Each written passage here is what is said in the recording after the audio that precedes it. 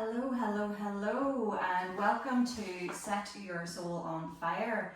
I am buzzing to be here with another guest episode, and I am beyond delighted to introduce the man, the legend, my good friend, Ciaran May. Welcome to Set Your Soul on Fire. Thank you. I'm laughing at the country way of saying fire.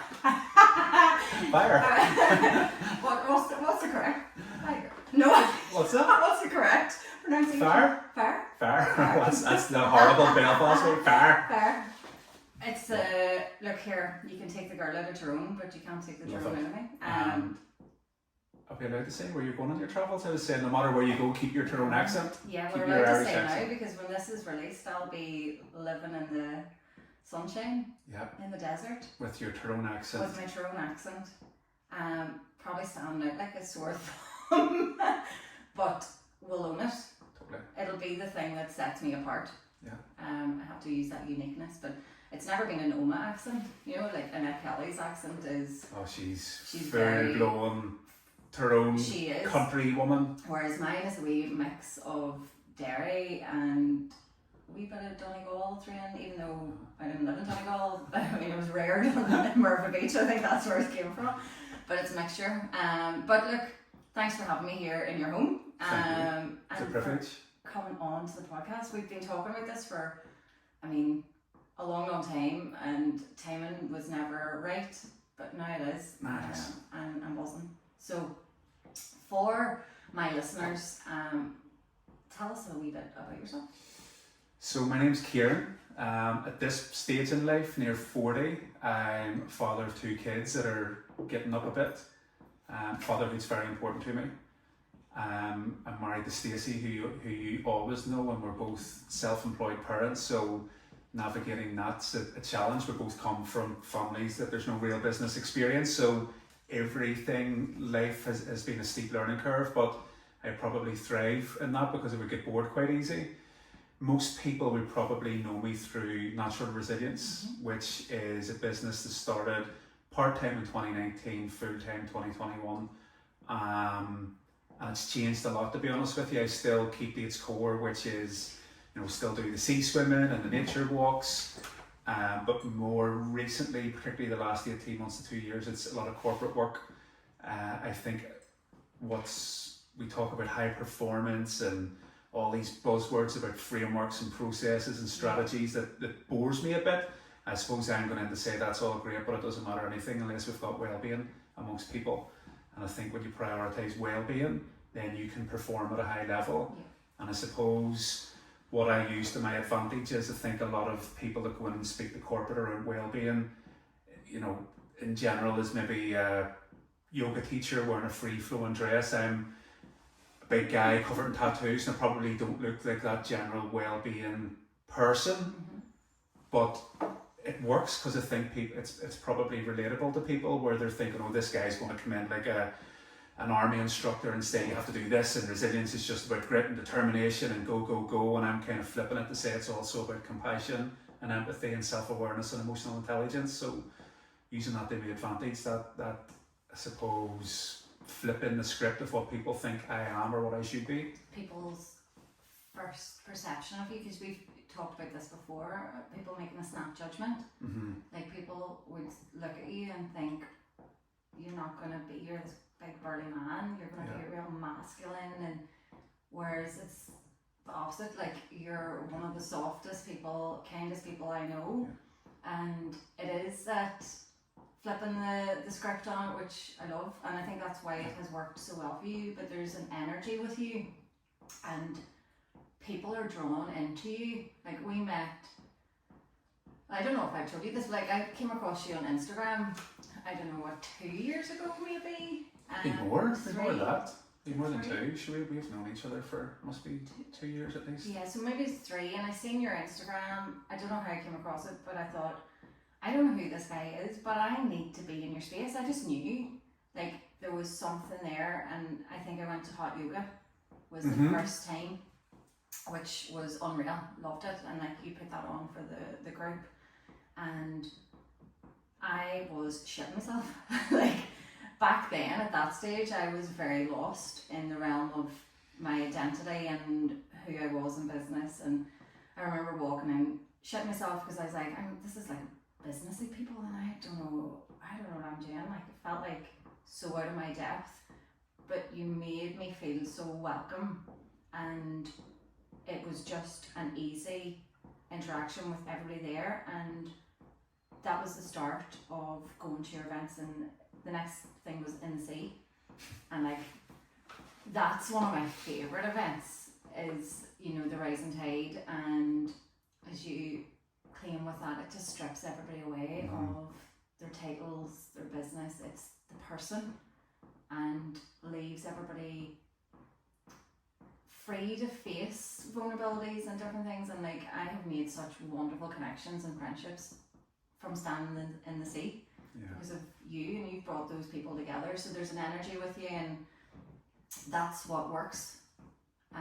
Even though you don't look like your typical wellness person, which thank God you don't. Imagine if you come in a free flowing dress. Stacey would be concerned, but nobody wants to see that. Going with natural resilience then, like, what does natural resilience mean to you personally?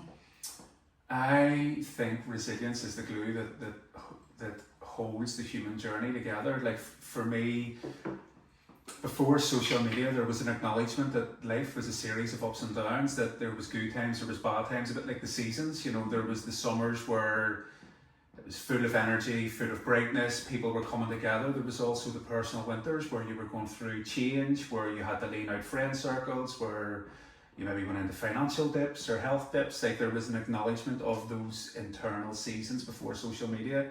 Social media is now so noisy that every day you're bombarded by TikToks and reels and pictures of people that I think it makes people feel as if it should be summer all the time, or we should be, you know, achieving all the time, that we should be always be on. That's not the case. For me, the reality is life is a series of ups and downs, and that's what makes life beautiful. We get to the peaks and we grow, and then we get to a new level and we maybe struggle, and then we go again. And for me, resilience is the essential ingredient to navigate those ups and downs. It's, for me, there's two sides of the coin. If we look at the downside, you need to have grit, you need to have determination, you need to have an unwavering belief in yourself. It's like, right, okay, I am down, but I'm going to go again. I failed, I'm going to go again. Like, otherwise humans wouldn't evolve if we just kept coming to obstacles and stopped and say, I can't go on. Like horses, if they got to the first hurdle and were like, I didn't make that. So the good times are really beneficial, but likewise, I think the other side of the coin with resilience is the self-compassion, self-awareness, emotional intelligence, the softer skills. It's the yin and the yang, the masculine and the feminine, and that there's the package of resilience, and I called it natural resilience, a bit of a play on words. I love nature, as you know, but I also believe truly that every single person has the ability to develop their resilience. We've all got it naturally inside us, but like any human behaviour, it always be developed. I think we should develop it. I think, like, I love history. I'm a geek. History was one of the things that I done quite well in school. I love reading stories, and to me history was just a collection of stories. And I love Irish history in particular. The famine was less than 200 years ago. So if you look at the famine in Ireland, particularly where you're from, where it was like that West Tyrone and stuff, it really impacted people. Ireland as a country is still below its population levels that it was 200 years ago. Like, 1 million people died on the island and over 1 million people left on famine boats. Like, it was massive, and like, that was less than 200 years ago. And now we're sitting in a kitchen with fancy laptops and podcasting gear. We're on airplanes, designer clothes. Like, yes, there's still challenges, but compared to 200 years ago, we are affluent, we're healthier, we're not worrying about, you know, famine, we're not worrying about starving to death, and we've perhaps become a bit too comfortable, and we expect everything yesterday, and we don't want to, and you see it with like, 4-week transformation, change your life in 2 weeks, and we want everything yesterday. I'm about to move to the land of convenience. Can I just highlight that, like, you know, where you order things and it'll be at your door in 10 minutes, and I think this could be it might be the real nation of me, but we do live on an internal clock of impatience, I suppose, and we want everything quicker. Yeah. But is that just because of social media, or where do you think that comes from? I think convenience is good. Like, you know, a lot of these things are here to make our quality of life better.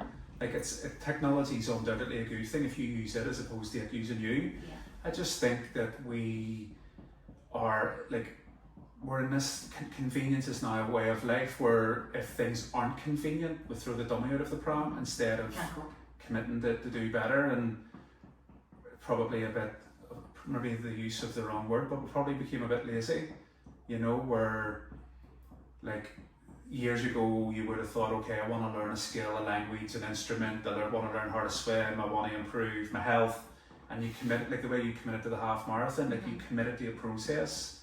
I think we're losing that. I think we're losing the acknowledgement that to get the spike your skill set in a certain field, whether it's relationships, health, business, you need to kind of commit to a process, and it's that consistency, discipline and time, but nobody knows how long the time is. You know, it could be 3 months, 6 months, could be 3 years, could be 10 years. It's like, I don't know who it was said the quote, but we massively overshoot with what we can accomplish in a year and undershoot what we can accomplish in a decade. It's just how much, I suppose, value we put in ourselves sometimes, or how much trust. Yeah. I think I see a lot of people being scared to invest in themselves or take risks, and we get comfortable staying as we are. And I think too many people are like that. You know, we have to try and evolve. Time is moving quicker. Like my wee granddad used to say to me when I was younger that time goes quicker as you get older, and I said that he was mad. Like, I was like, no, it doesn't. Time's time. He's right though. Yeah. Like, he was 100% right. Like, time is disappearing, and it is up to us how we show up in it. And I love that what you try to do is be authentic and bring people together, and it's a lot about the human connection and resilience. But with resilience, where is your earliest memory of having to be resilient? Or not having it? Well, that scar in my eyebrow when I was in nursery school. I thought you were trying to be cool with like. No, but I did at one point. I had on this eyebrow that about 3 wee slits, but this is a scar happened when I was in nursery school. So my nursery school was in Beachmount, and I lived in a street called Montgomery Street, and at the top of the street was my nursery school, St Paul's Nursery School.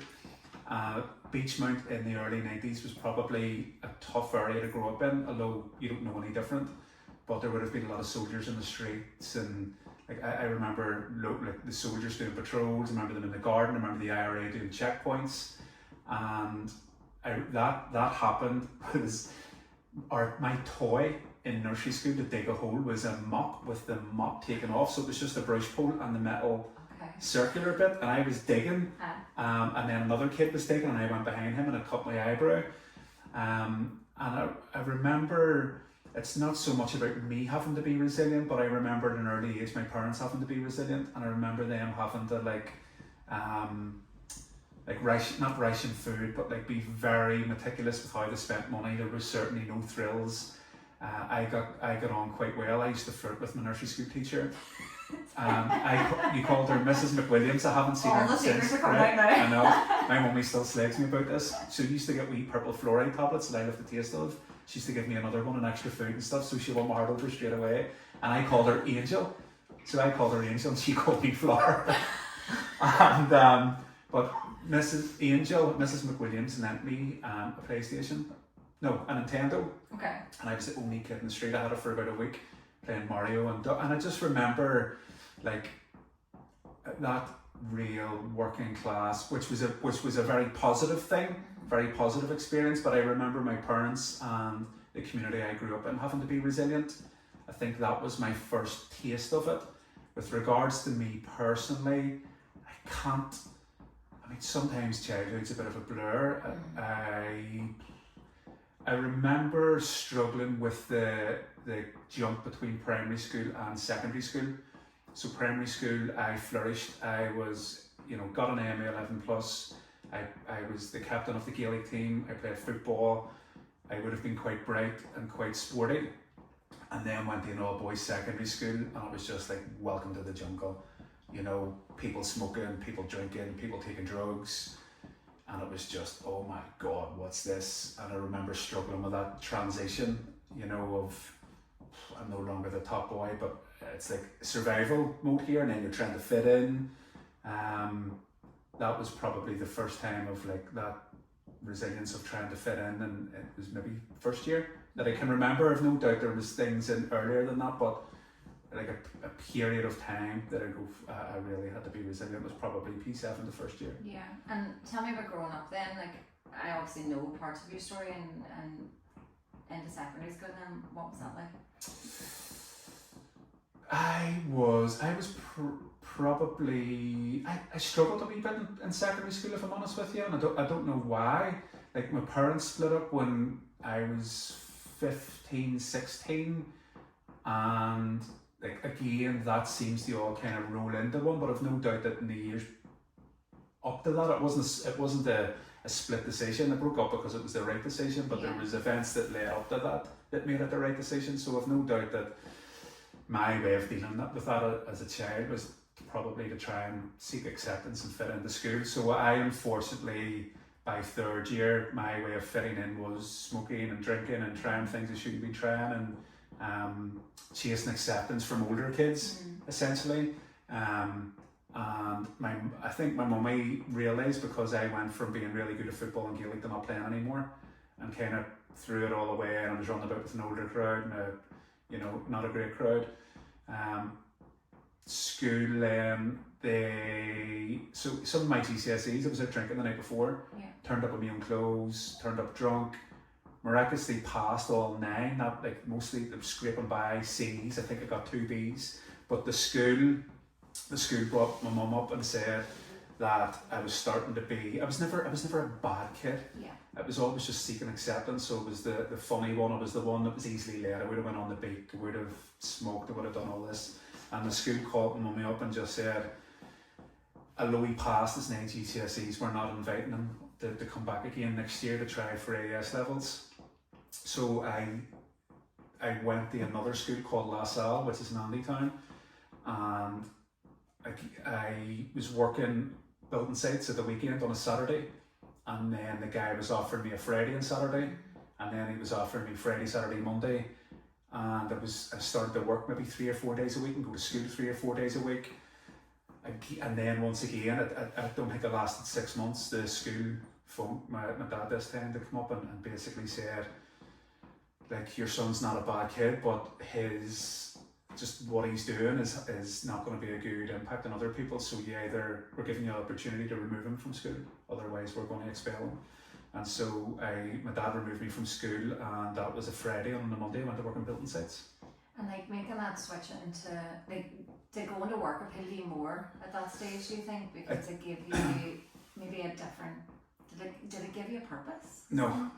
It was good for my ego. I think at that age, 16, 17, we're quite egotistical. So without realising it, like I would say I struggled with that journey, that transition from boyhood to manhood.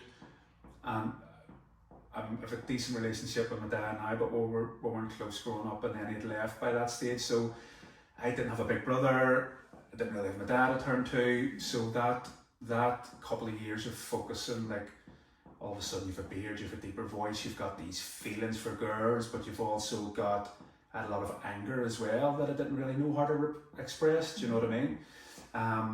When I went on to building sites, I loved the fact, when I went on full time, I loved it because I could contribute to the house. I was giving my mummy 50 quid a week. I remember actually the first week I got handed 125 quid on a Friday, and I stopped in at Ladybrook Golf License and bought my ma a bottle of wine. And I remember giving her that. I was 16, and I loved it at that age. I felt like a man. And then I realised, I also felt like a big lad, that I was in work clothes and all my mates were in school uniforms. But I remember actually resenting it when my friends went to university and they were having the time of their lives, and I was like, well, I can't go out of work the next morning. So they were going to like shine on a Monday night, and I was going to work on a Monday morning. And I started at some really good friends, but our lives just went two completely different paths, and it went from enjoying the fact I could contribute to the house. I went from enjoying the fact that I could go out on a Saturday night and have my own money, to then resenting it, and I kind of thought my childhood got cut quite short. So it was like cut short of 15, 16 to become man of the house, and I resented that. And again, you've only got the emotional maturity at that age to deal with it in a particular way, and so I just dealt with it by partying like mad every weekend for a few years until I met Stacey, really. Yeah, till she levels you out. Yeah. got you sorted. And she did, really. And like, you're together a long, long time now, which Yeah. is, you know, testament to the two of you, like, Mhm. because it is rare, you know, Mhm. you got together really young. Stacey, it's funny, so Stacey and I were both born in 1986. We're both the eldest of families, or of our siblings, and both our parents divorced in and around a similar age, and we both probably had, I went to work, Stacey probably had to care for her younger siblings. We're the yin to the yang, and I do, we both believe we're soulmates, and we met at a particular time where we were young, but we dealt with a lot.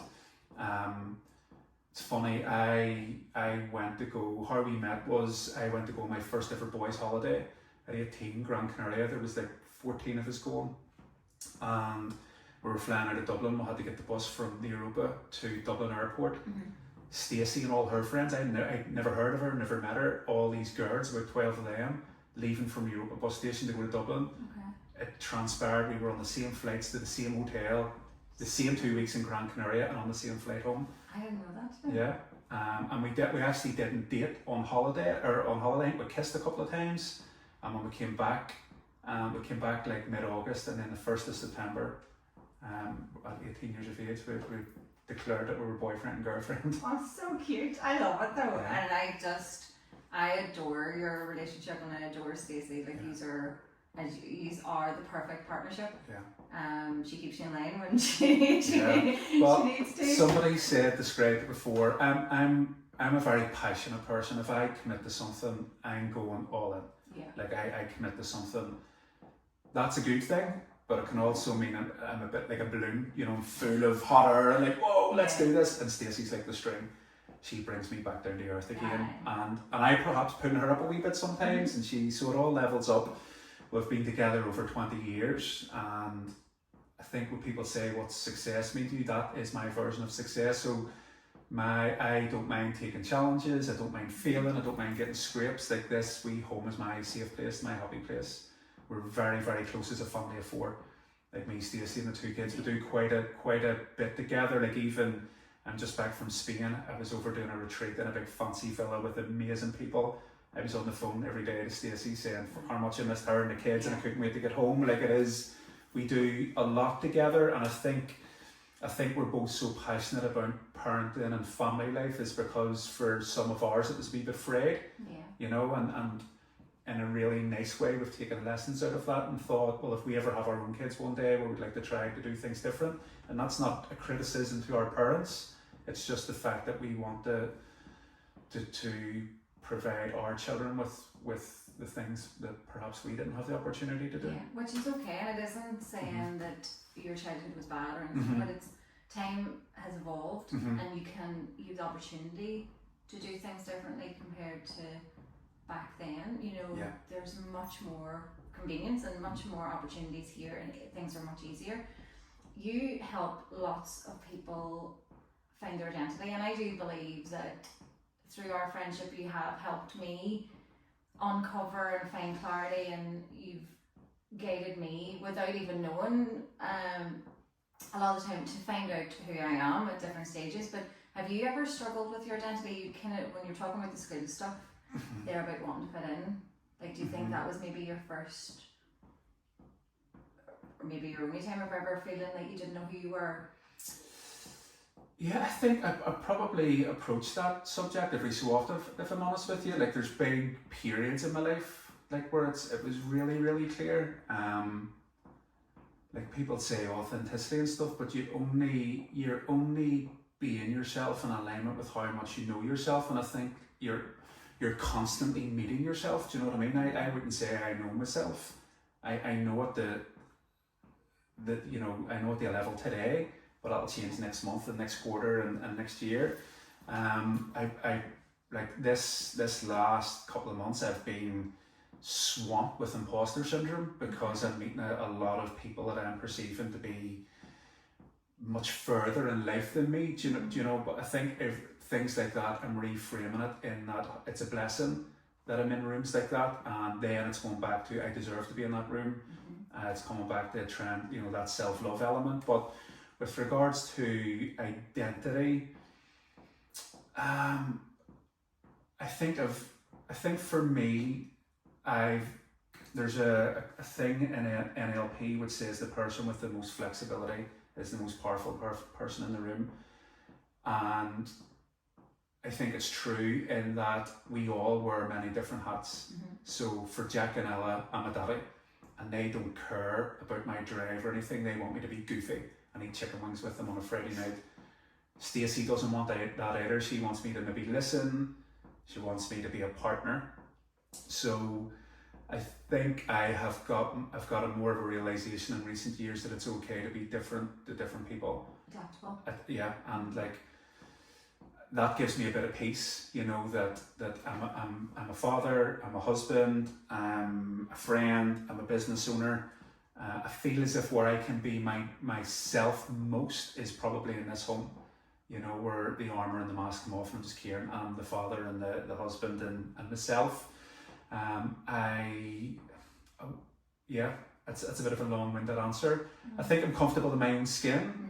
I haven't always been, I would actually say all the tattoos and all at one point were probably like a defensive thing, trying to look tough, and muscles and scars and tattoos growing up probably protected me from older kids and stuff at one point. Yeah. But that was, people all sometimes ask, what would you say to your younger self? I think when you're younger, you only have the tools at that time which you have, and I think sometimes it's a bit superficial to go back and say, oh, I should have done this, I should have done that. But at that age, 16, 17, 18, the reality was I was a lost boy navigating my parents' divorce, and that I dealt with it in a way that with the tools I had.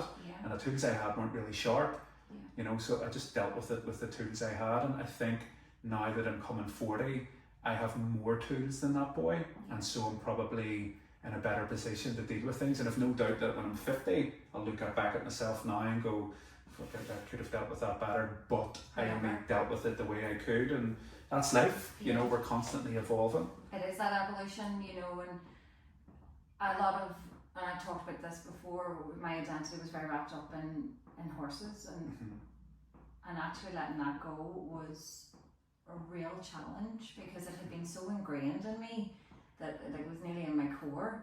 But actually knowing, like you say, we wear different hats, but being fit to flow through them, I think maybe that's the trick, and sometimes it can get stuck. We think we are just this one thing, and without that, what are we? But it's knowing who we are behind the door, into the house, and you as the person, without the job and all of that. But it's learning that, and knowing that. I always say I would go back. Would I go back and change things? And I wouldn't. In my past, I've done lots of partying, made some poor decisions, but you know what? They shaped me. They shaped who I am now, and I wouldn't be this version of me if I hadn't went and done all those things, Okay. But I was very lost through my teens and my 20s, but it was doing the things to fit in, but also to try and hide, and self-destruction. That is literally what I lived in my 20s, it's, and how harsh I was to myself is shocking. But now I can have the compassion to know that actually those things needed to happen, and now I can make better choices and show up better. There's always a moment where we shift and change and adapt, and you started natural resilience. Well, you started as doing sports therapy, is that right? Yeah, CM sports therapy. Yeah, and then you moved into coaching. So natural resilience, how it started at the first, it was workshops every 3 months maybe, and it was just in Crawfordsburn Scout Centre, so it was like abseiling, rock climbing, sea swimming, getting people into nature, but it was all around identifying emotions. So Like for example, particularly with men, you know, if they were up on the abseiling tower, we would have blindfolded them and asked them to kind of lean back with their hands out. And it wasn't, you know, it was more like how would you describe the feeling you have? Where is it in the body? And when that feeling usually comes up in your body, how do you usually respond? Okay. Is it lifting a drink, a cigarette? Is it doing something destructive? Is it doing something positive? So it was trying to promote that natural resilience whilst also developing people's emotional intelligence. That's how it started back then. And what made you want to do that? Like, you know, what led you into wanting to change people's viewpoint and get them opening up? So the sports therapy, the Ciaran sports therapy, I rented a gym or a room in a gym, XL gym in the industrial estate in the Cuts. Tommy McVeigh owned the gym. Yes. I rented a room upstairs. At the time I was on the Northern Ireland powerlifting team and I was big into recovery. And so I went and done like sports massage and cupping and acupuncture and also NLP and sports psychology. So I was big into the recovery of athletes. It was great time. I was working with Carl Frampton, Michael Conlon, treating all these people, and I got a real thirst for that. But there was a young kid that worked on the counter downstairs called Robbie Mateer, and he was 19, he had a big beaming smile and he melted my head. He was training to be a PT, and so he would have come up to my office every day. I was like, what do you call this muscle? What do you do this? And even when Stacey came in to train, he was like, when are you leaving Big Ciaran for me? He was just a great kid. I was very fond of him, and he tragically took his own life in August 2019. And I remember going to his funeral, and like it's that period is really weird. I wouldn't have said I was close with him. I had a soft spot for him. We probably only knew each other for about 6 to 9 months, but it had a big impact on me. I think just seeing a young kid with so much potential in their life just really hurt me. I remember, like, I prayed a lot when it happened. I went to his wake, and I remember seeing hundreds of teenagers outside the house crying, and it just didn't make sense, you know. And even the day of his funeral, like Stacey will tell you this, I remember praying, just give me a sign that he's in heaven or he's okay. A bird flew in our window, in our bedroom window, right through our house. I still have it on my camera, and back out again. And I do think he's been a wee guide for me, but tragically, another two of his friends done the same thing. And they were all young working class kids, mostly from Twinbrook and Poglass. And I remember thinking, like, this can't go on. Like, these kids, in my naivety, it's not the best way to describe it, but in my naivety, I was like, these kids need more resilience. And I, at the time, done a form of acupuncture in the ear called the NADA protocol. And so the week after Robbie's funeral, I put a thing out, Ciaran Sports Therapy, free acupuncture for the community. And about 200, 300 people turned up, and like buses of people coming in from Poglass. I remember phoning the people that I trained under. It was like, can you come up and help? And it was a real community get together. It was great. But what I used to do with Robbie's friends was, maybe Wallace Park in Lisburn during the winter, we would have run around the pitch barefoot in the snow and in the ice, and we would have put our sliders or flip-flops off and kind of committed to doing 12 laps, which I think was a mile or a kilometre. And it was like, lads, you know, that was tough on the feet. It was challenging. It's 5:30 in the morning, it's freezing, but you could have put your flip-flops on and didn't do the challenge. When life gets hard, you can't just hit the exit button. And it was to show these young men that, like, suicide can't be an option. You know, we need resilience. Life's going to throw challenges, and for me, that they hadn't even seen that much more exists. You know, so that's where it started. Was getting young kids from the local area out into nature, getting them into the sea.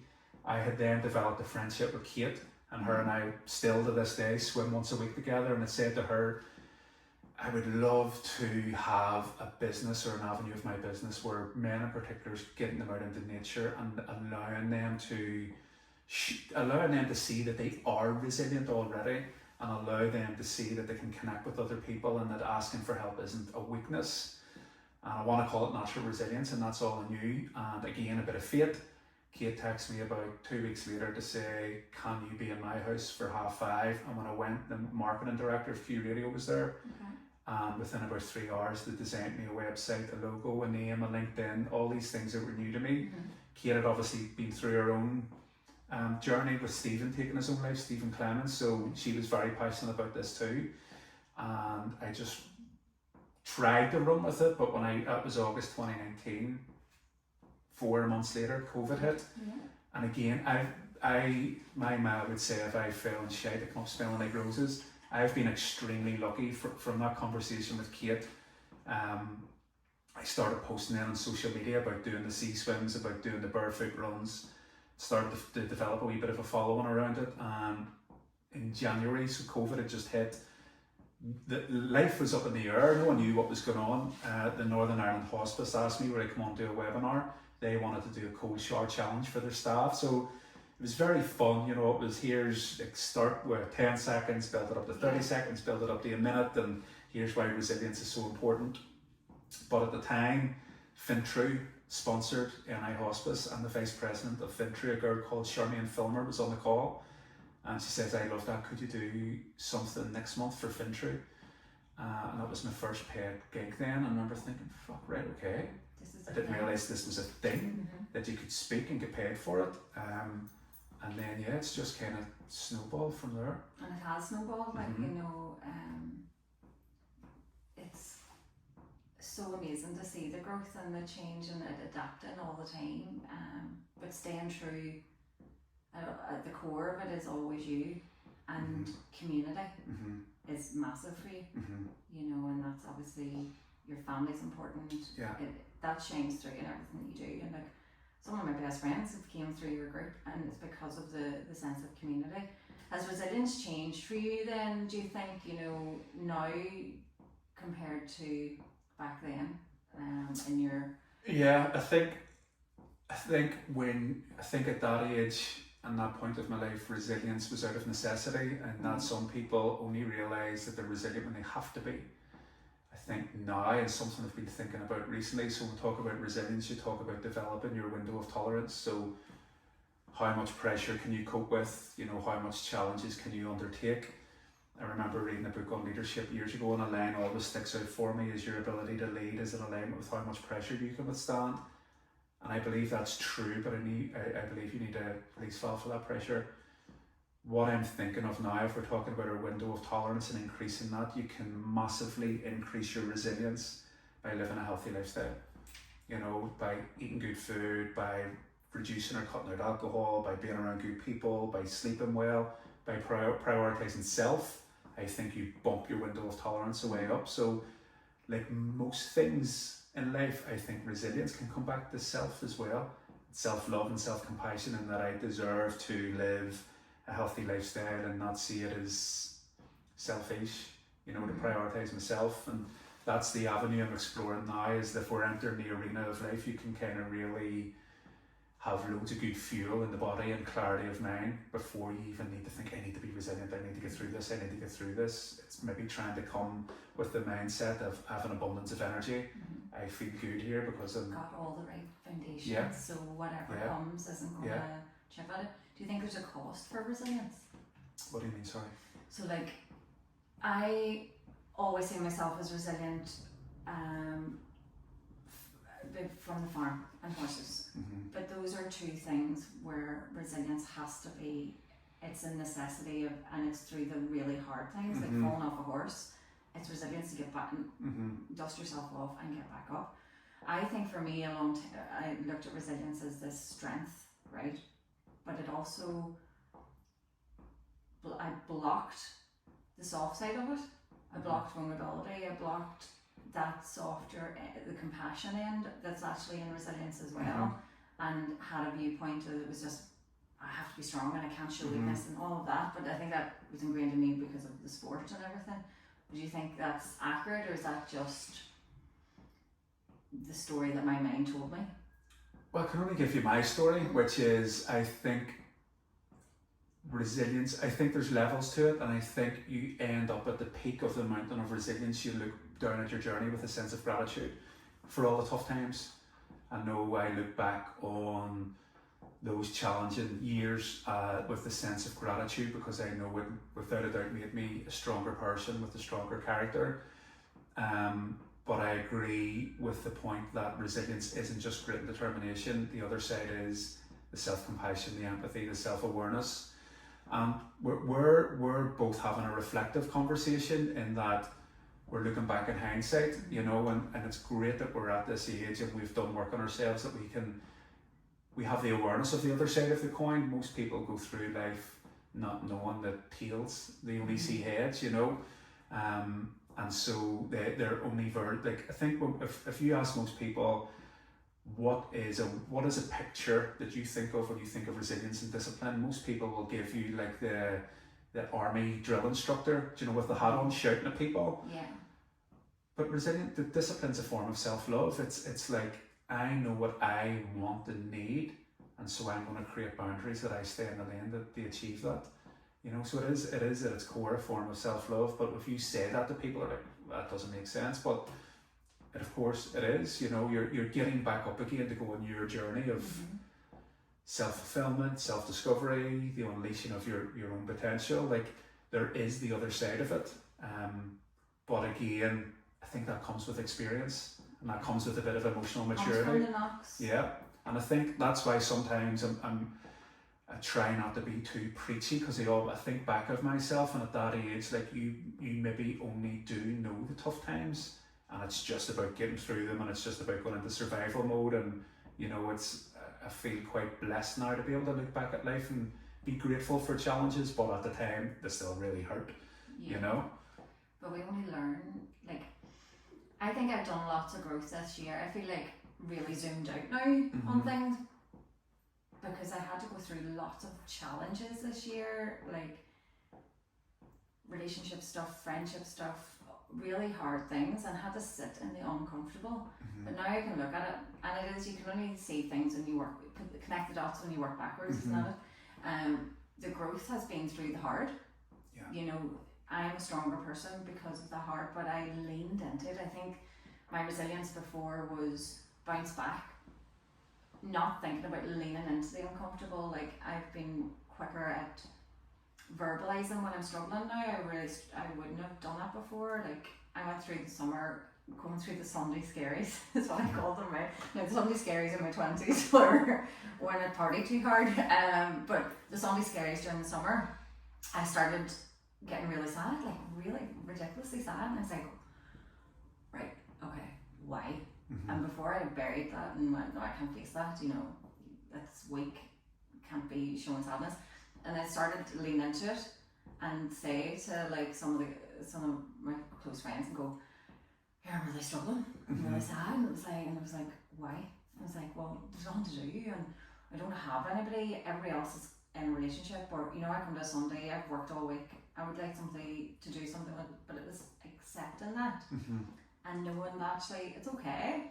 And I think the older I've got, the quicker I'm getting at accepting all the good and accepting all the bad, and knowing that I'm not one or the other. You know, I have to experience things, and I think that's where resilience has moved to for me. It's no longer having to be the one holding it all together, you know, and I think that's what I carried through my life, and wasn't wrong, it was just how I knew how to cope. But now facing it is the biggest thing. You do lots of things now in terms of, I suppose, mental health and stuff for men.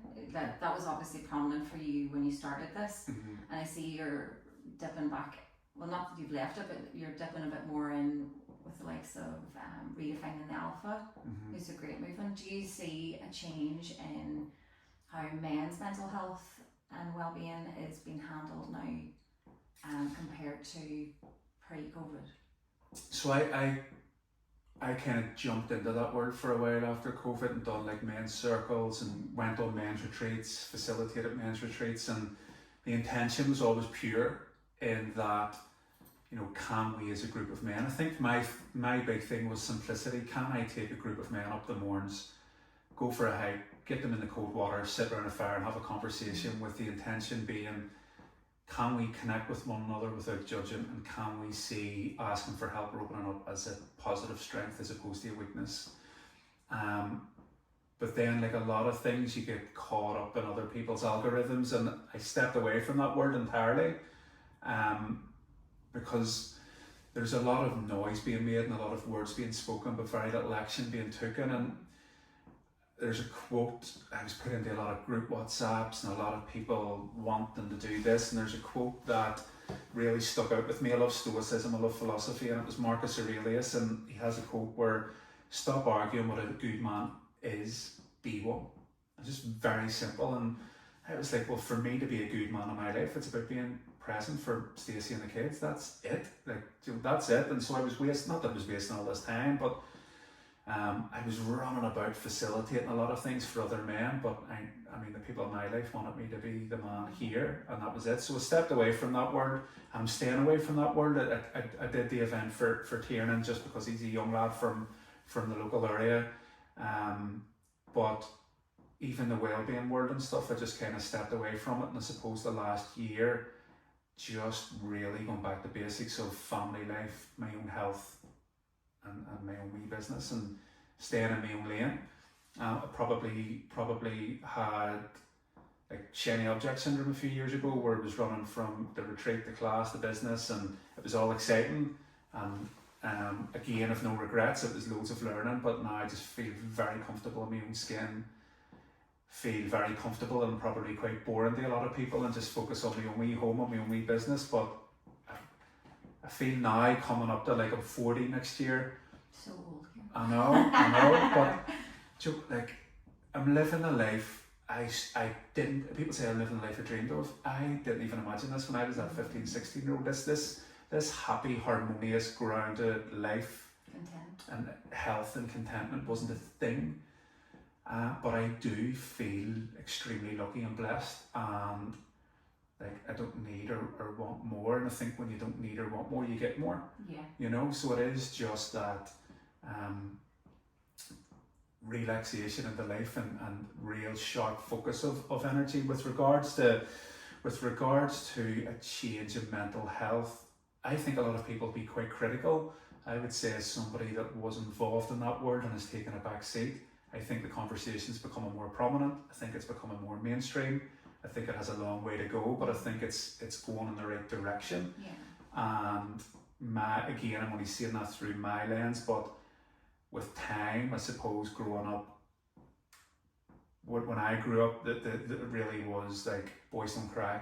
It really was that. I mean, I didn't cry from probably 7 or 8 until I was in the 30s, like genuinely not one tear, which isn't a healthy thing. No. I kind of think now with Jack, who's 12, like he pushes himself in sports, but we would both say like, how are you feeling? He would say like, my tummy's moving going into new school, and we're saying, well, that's maybe a bit of nerves because you're going into new school for the first time. That's okay. And I think men are becoming more emotionally mature and more emotionally intelligent in general. Yeah. In general, and I think in general women are a hell of a lot more emotionally mature and intelligent than men.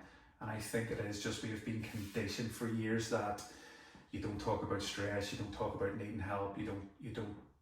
Let that guard. Yeah, and also like men's only way of dealing with that.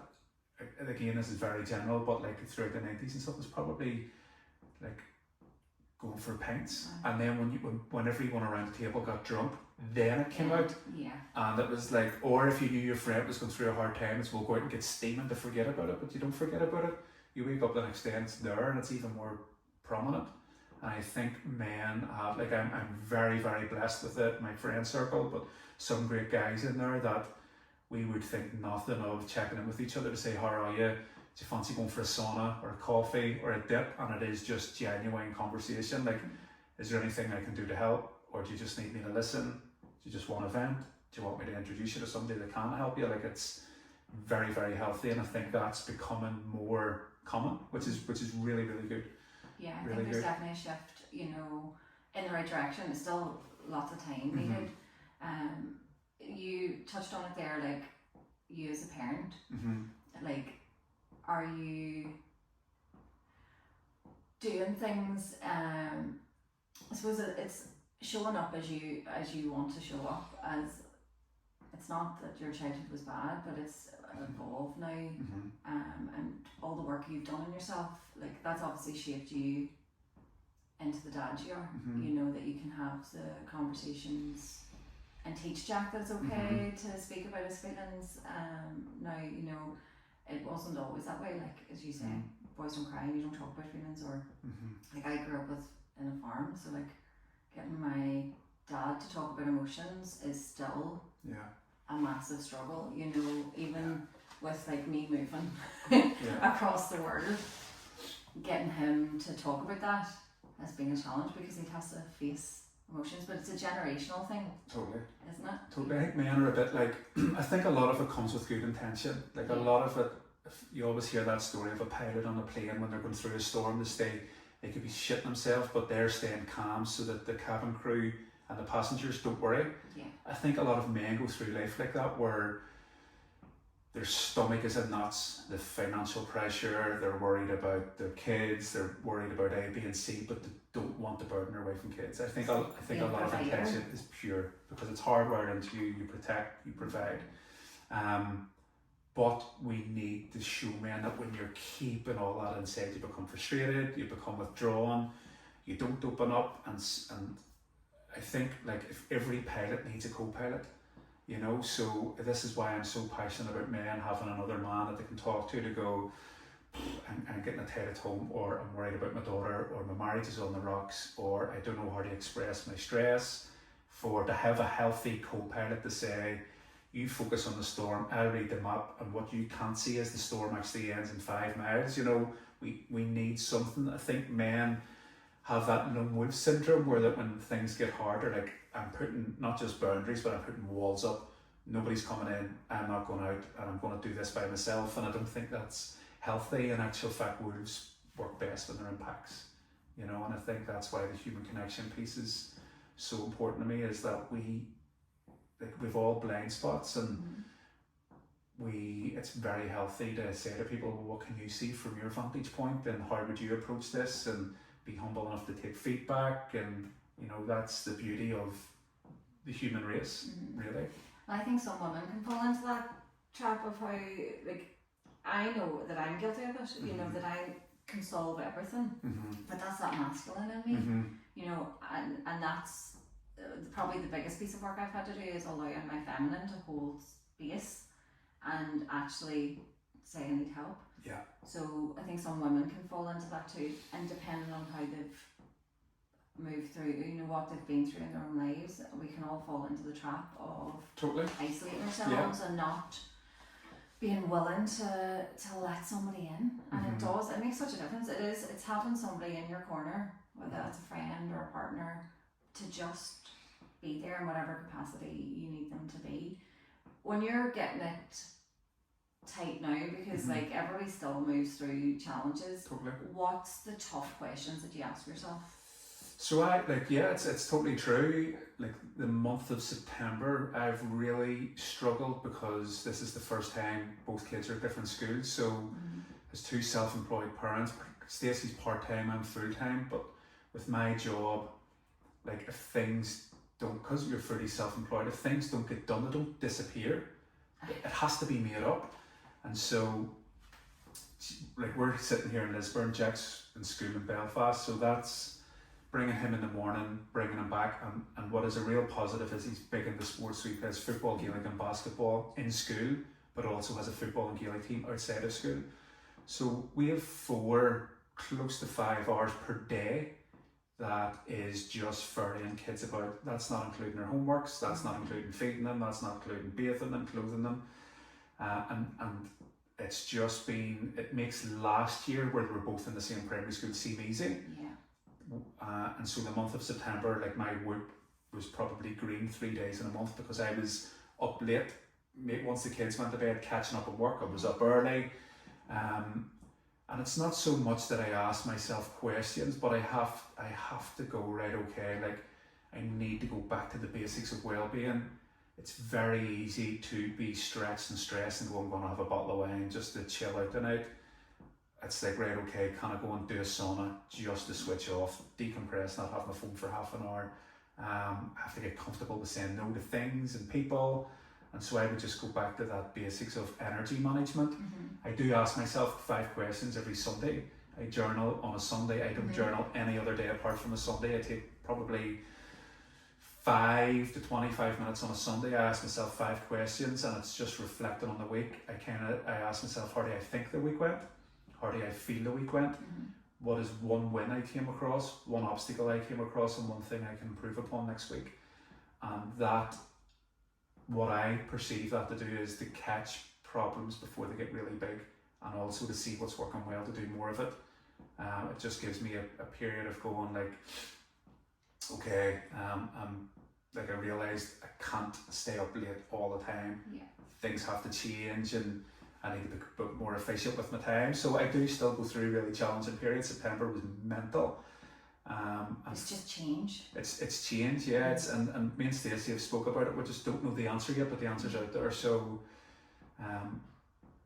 realistically, it's probably going to be at least another year, because Jack is first year and maybe too young to get a bus into Belfast and a bus to Lisburn. But I'm also trying to see it as a blessing as opposed to a burden. Like the fact that he wants me to take him to Gaelic, he wants me to take him to school is a massive positive thing. But for me, it's not so much about asking tough questions, just about prioritising self and well-being. Because I think we can push, and it's like, right, okay, well, my son wants me to bring him to school in the morning, instead of bleary-eyed, not talking, like well rested and present and so on and so forth. So yeah, I probably go back to basics, and what I've got really much better with is the confidence to say not yet to people. So whether it's an event or whether it's meeting somebody, I'm more confident to say yes, just not yet. I need to push it back to next month, or my kid has a lot on and I need to prioritise that, and also articulating that, then that I'm not saying no because for no's sake, I'm saying no because I need to say yes over here. But it's getting comfortable with that, because we all fall into people pleasing and saying yes to all the things. But when you say yes to all the things, you're saying no to stuff for you, or saying no to stuff that is important in the house. And like I know you would get asked to do a million things a week. So it's probably been the biggest hurdle for you. I've just started saying no a lot, Sonia, to things, and like I feel as if the last year I've got a lot of clarity in who I am and what I want to do for me. I still help out with food stock. I'm still close to my immediate family, immediate friends, my wife and kids, but I've just got very, I suppose, self-acceptance that I have everything I need. And as much as I do try and help with certain things, like I think it's very healthy to say no. I think when I probably started off, I said yes to everything because you were afraid to miss out an opportunity. And I suppose I just need to have faith that opportunities are still going to come, and I need to be in a position with loads of energy to take those, as opposed to approaching it from a position of lack, going, these opportunities will never come again. It's just like, I'm saying no to this one because I'm prioritising this, and I have full confidence that there's many more out there and they'll continue to flow to me. It's zooming out, isn't it? And looking at the bigger picture and saying yes to the right things. If it lines up in that moment too, because some things can be the right thing, but the time could just not work. And I have had to work on the saying no, because I always said yes. It was the default in me to say yes, but it was to my detriment. I was exhausted.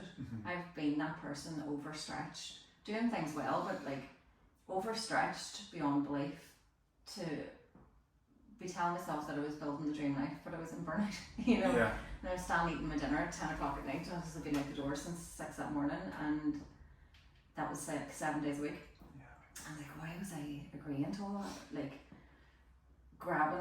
Saying yes to all the opportunities of all that work, but it was absolutely breaking me. And now it's this nice liberating thing where I have spare time. I didn't know what spare time was, I feel like a normal person now because I have downtime, but it's giving myself the compassion to do that and to go and dip and do the right things, not going on the booze or saying yes to the wrong opportunities. But to finish up, if somebody has lost their spark or fire for their life, you have really honed in on the core foundations for you, and they're not, everybody's foundations will be different. And it's amazing to see that, you know, that you're very grounded in what you're doing now. What would you advise somebody if they're feeling that they've lost the joy for something, or the spark to go towards things? What would you advise them? I think those periods come throughout your life. You know, I think it's part of change. Like we've spoke, the word change has been used several times, and I think like I've realised I'm quite a visual learner, which is probably why I struggled in school, because it was all very linear, very black and white, right or wrong. I'm quite visual, and I love storytelling, and that's how I learn.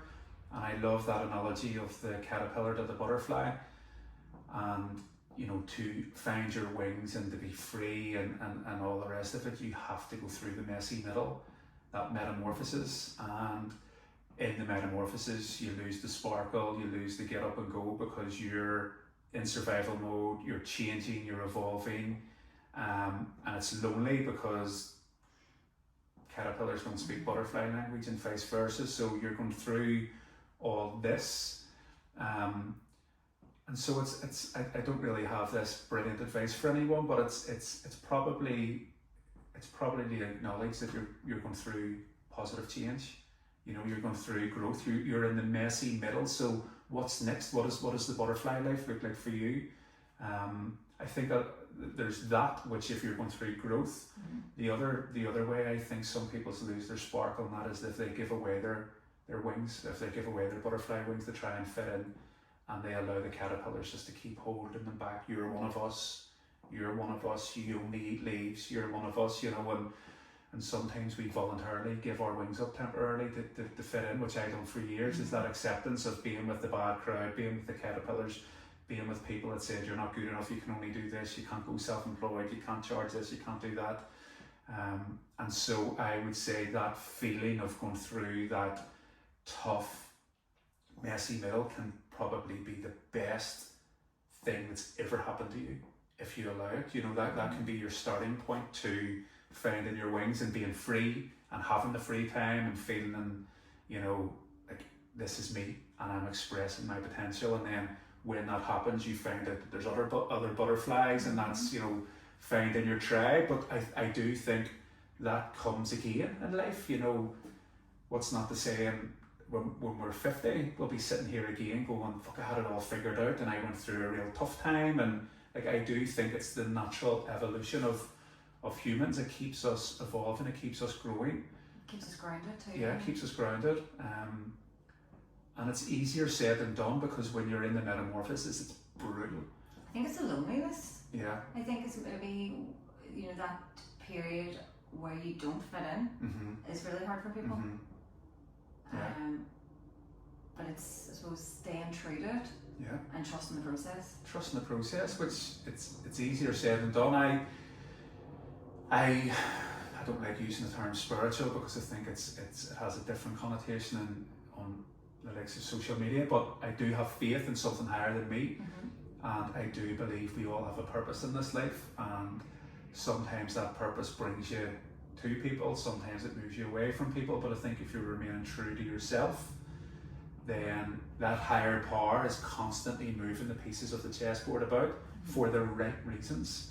And I remember a friendship of mine that was quite prominent throughout the years having to come to an end, and I remember asking for advice from one of my co-pilots, and he said that, you know, life is like this. You're on a life's one big long railway track, and you're on a particular carriage, and the people in that carriage are meant to be in the carriage. That's the people that are, you know, this play that life is. They're the characters that are meant to be there.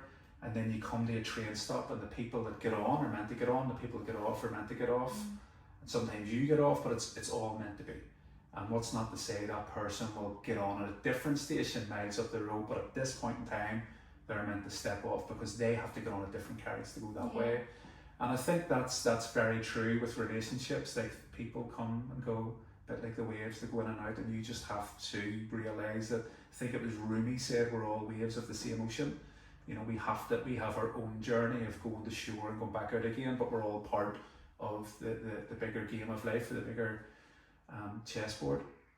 I love that. So, and it is that it can be hard to let go of certain things, relationships or friendships, but it's just knowing that actually they've come in when they needed to come in, and they go when they need to go, and being okay with that. It's that non-attachment. Like, nobody or no thing belongs to you. You know, you're just borrowing it. So it's again, it's very hard because you think, oh, if you know, this is mine and these people belong to me, and the reality of everyone, there's non-attachment means you've no judgment when people come and go. It's just whatever's meant to be. Yeah, and you've faith that, you know, you're moving. And for me, I'll be sad to see you go, but very happy that you're finding your wings somewhere else. And I also have faith that when the time's right, our paths will join again in a really nice way, you know. And maybe in 10 years' time, when you're about to turn 50, we'll do this again. Yeah, and God knows what it'll be like when we're 50. Jesus, I despair. We'll either be hardened alcoholics or no, we're not going back down that road. Barefoot hippies. Fucking God You'll be in the knows. bloody dress, maybe. God knows. God knows. But no, our paths will cross again when they're meant to, and I believe that everybody comes in for a reason, and I'm very grateful that I stumbled across your Instagram, because it's brought me so many friendships and lessons, and we've had some laughs over the last couple of years, like some absolute cracker moments, and that will be etched into my memory. And you've pushed me out of my comfort zone loads of times, so it's been great. Where can people, I know you have a couple of events coming up, which I unfortunately am going to miss, but they're going to be incredible. Where can people find out and what's coming up? So I've just got a new website built, which is natural-resilience.co.uk, and there's like a full list of events. Or if you're not kind of website orientated, probably social media, Instagram. Usually all the events just kind of come up on that. Or usually run about Helens Bay like a big Egypt, so see me down there and go for a Very dip. cool dip. Yeah. Well, everybody can check out your new website, which I must go and do, and grab you on Instagram, usually with Natural Resilience. Yeah. But this has been amazing. Thank you so much for taking the time to get this Loved it. done. I actually really enjoyed that. Perfect. Well, thanks again.